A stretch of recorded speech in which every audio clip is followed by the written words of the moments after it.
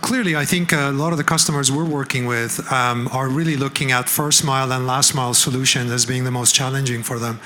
And last mile is getting a lot of attention. We recently worked in converting a warehouse we owned in Weybridge, which is, for those of you who are not familiar, is just within the M25 ring road southwest of London. And this was formerly occupied by a grocer, Tesco. And we started a spec renovation of the facility after the grocer operator, Tesco, had moved out. And in the process, we ended up signing a lease with Amazon. And the reason they wanted to have a center within the M25 to serve into London within 1 hour, so that was critical for them. And so I think you will see, again, smaller facilities within the edge and within the city.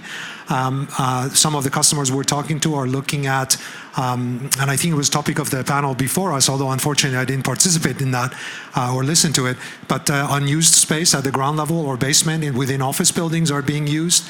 And frankly, certainly the store footprint of a lot of retailers are also being used. Again, we're not necessarily going to lose a lot of the footprint because in the omni-channel concept, stores effectively are your last mile delivery points for many of the retailers, where you can collect and collect, click and ship from the store, ship to store and return to store.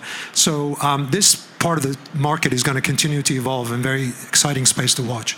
We have a site in Czech Republic called Horní Počenice, and it's you walk around it, it looks like a traditional warehouse estate, over 350,000 square meters. But actually, if you look at the operations that are going on in there, there's a lot of e-commerce. We've got one warehouse that's now part pet shop, part dog training center, part vet, and part e-commerce, all for animal foods and products. We've got so many different buildings, and our latest buildings we're building there, warehouses, but with shop fronts at the ground floor. And I think that reflects that some of these estates are becoming mixed use. This happens to be very, very close to Prague City. So it's within 10 minutes of the largest shopping center, and you get into the center of Prague in about 20 odd minutes. So it's actually, by its nature of where it is and what's happening in the warehousing market, the changes, we're able to do all of those things from one park. I think had you gone back to 15 years ago, it would have been 90-something% pure warehouses with forklift trucks and racks. So I think that's the way markets are changing, and certainly it was said earlier that it does show that location really is everything. And you can't beat that location.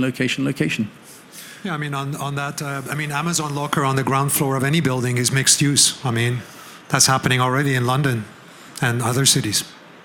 And do you think in that when, I can't quite remember when the directive is, but at some point anyway, we will see lorries, certainly for inner city areas, become electric.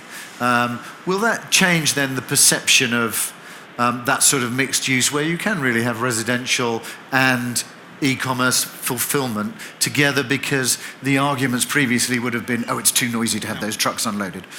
I did a tour of the UK a couple of weeks ago, and actually around some of our big sites, it's extremely densely populated for residential, and some of the sites we're bringing through today are mixed use to the extent that part of the zoning is residential and part is for logistics.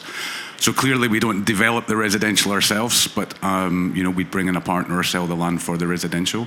But that's already happening right across the UK. So you do get big residential estates right next to big fulfillment centres.